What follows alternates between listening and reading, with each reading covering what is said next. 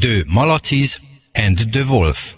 Once, egyszer, idő, there volt 2 little pig. They mentek to the bank to kérni big segély for ő ház. But bank said, építsetek from your erő, then bank meghelp. Time is meant, the házak are made it, and the farkas is cseperedid up. He was nagyon hungry and very fázott because the hoe was hullott. I go to szerezni some kaja. Said he with vassoging teeth.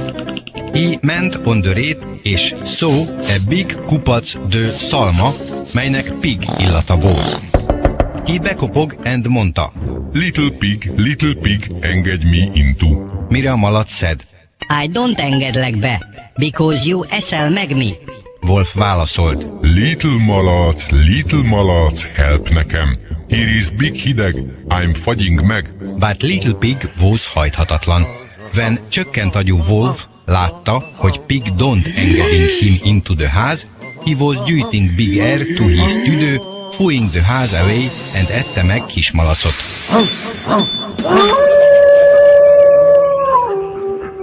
Telt múlt the time, then farkas gyomor was very üres. I go out to the rate, hát ha find egy újabb malac. Szedő. Went on the mező, then he látott meg egy újabb house. Itt volt egy téglahouse with malacszag too, like the előző. Hi, little malac, I'm the ügynök of the bank, and I hozd you segély, that you kértél. You nem vagy agent, you vagy the csökkent agyú Wolf. I érezd your stinky food szag, that you vagy that cretin Wolf, who etted meg my brother. When farkas látta, hogy nice saw nem working again, he tried to fúj away the house. He fújt once, he fújt twice, then he fújt ki because the house was still alt. I gyújting it up with my old gyufatri. Said he. When olting his bunda, he tried to gyújting up the house, it was not sikerült. He gondolta, megy to the ház alá and ashing up the padló.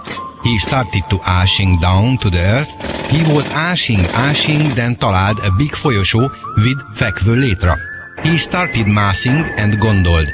Why this létra fexing here, and why nem áll? He got the válasz very hamar, when metro was jött, his élet was ért véget.